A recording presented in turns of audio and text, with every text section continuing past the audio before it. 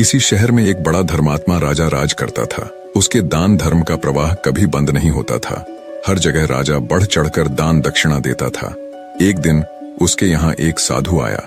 उसने राजा से कहा, राजन, सुना है तुम बहुत दान धर्म करने वाले राजा हो। तुम्हारे यहाँ से कोई भी खाली हाथ नहीं जाता। क्या मैं जो मांगूंगा वो तुम मुझे दे सकोगे? राजा बोला, कहिए साधु महाराज, आपको क्या चाहिए? साधु ने कहा, या तो 12 वर्ष के लिए अपना राजपाट दे दो या अपना धर्म दे दो। साधु की बात सुनकर पहले तो राजा चिंता में पड़ गया, फिर सोच विचार कर उसने कहा, महाराज, मैंने राजपाट सब आपको दिया, संभालिए इस राजपाट को। इतना कहकर राजा वहां से बिना कुछ लिए सब कुछ छोड़ छाड़ बिल्कुल अकेला चल पड़ा। चलते चलते मार्ग में एक बगीचा आया। वहीं एक कुआं और प्याऊ भी था। बड़ा रम्य स्थान था। राजा वहीं विश्राम करने के विचार से ठहर गया। अगल बगल देखने पर उसे एक जीर्ण कसा हुआ सुंदर घोड़ा दिखाई दिया, जिसके पास एक सुंदर स्त्री बैठी हुई रो रही थी। राजा को स्वभावतः दया आई। उसने उस स्त्री से रोने का कारण पूछा। स्त्री बोली, महाराज, मैं एक राजकुमारी हूँ। मेरे पिता और भ्राता सबको शत्रुओं ने मार डाला है।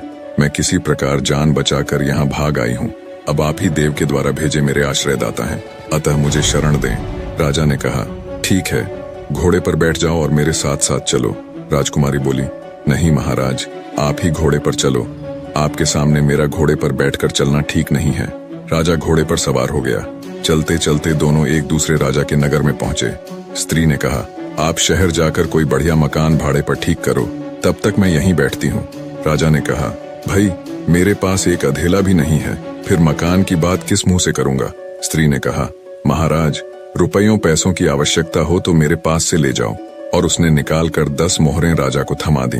राजा भी मकान ठीक कर आया और राजकुमारी को लेकर उसी मकान में गया और उन्हें वहां छोड़कर बाहर से घोड़े और उस स्त्री के लिए भोजन सामग्री ले आया। राजकुमारी ने भोजन तैयार किया और राजा से भोजन कर। चैनल को सब्सक्राइब करो पहले, हाँ जल्दी करो। मुझे पता है कि आप लोग नहीं करते हो, वीडियो देखते हो लेकिन सब्सक्राइब नहीं करते। ये लाल कलर का बटन नहीं, इसे दबाओ, जल्दी दबाओ, जल्दी दबाओ, फिर मैं शुरू करूँ। दबा दो जल्दी।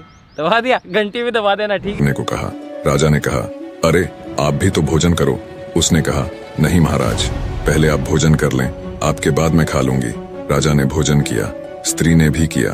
दूसरे दिन उस स्त्री ने कहा, राजन, आपको अधिक कष्ट होता है काम करने में, क्यों ना एक नौकर रख लो? राजा बोला, भाई, मेरे पास तो एक अधेला भी नहीं है और तुम मुझसे राजाओं की सी बात कर रही हो। स्त्री ने कहा, राजन, आप असमंजस में ना पड़िए। मैं औरत जात ना हुई होती तो स्वयं इन कामों को कर लाती। आपको कहने भी नहीं जाती। रुपये पैसों की आपको जब भी आवश्यकता पड़े, आप हमसे निस्संकोच मांग लिया कीजिए। राजा गया और एक नौकर ले आया। कुछ दिनों के बाद उस स्त्री ने कहा, राजन, मन बहलाने के लिए कभी कभी यहाँ के राजा की कचहरी में चले जाया करो और वहाँ की कुछ बातें सुन लिया करो। अब राजा रोज कचहरी जाने लगा। उस नगर का राजा यह समझकर कि यह मेरे मंत्रियों में से किसी का संबंधी होगा, उससे कुछ न पूछता। इधर मंत्री लोग उसकी आकृति राजा के समान देखकर राज संबंधी जानकर कुछ न बोलते।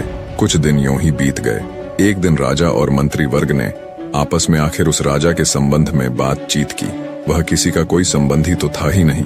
उनको बड़ा कौतूहल हुआ। दूसरे दिन राजा ने उससे परिचय मांगा। उसने अपनी सारी बात बता दी।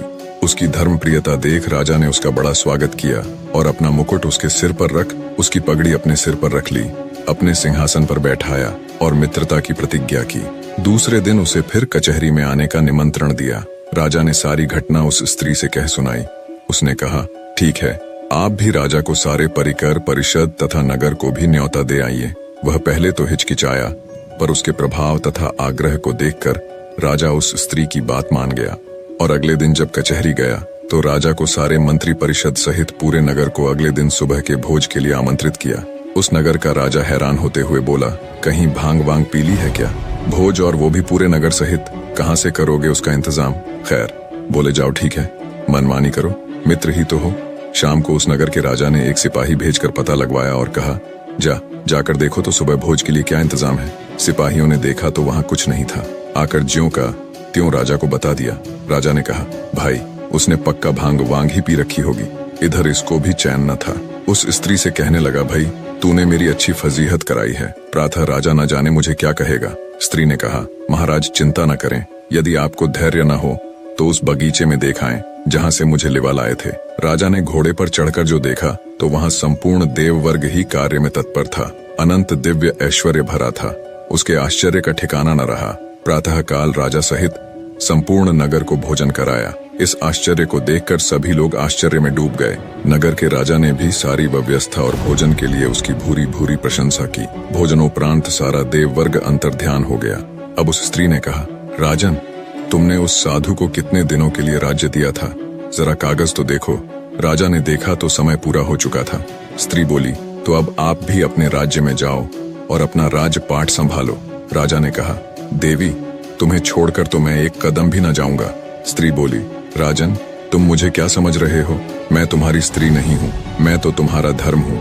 जब तुमने मुझे नहीं छोड़ा तो मैंने भी तुम्हें नहीं छोड़ा और तुम्हारी स्त्री बनकर तुम्हारे साथ रही और तुम्हें किसी प्रकार का दुख नहीं होने दिया।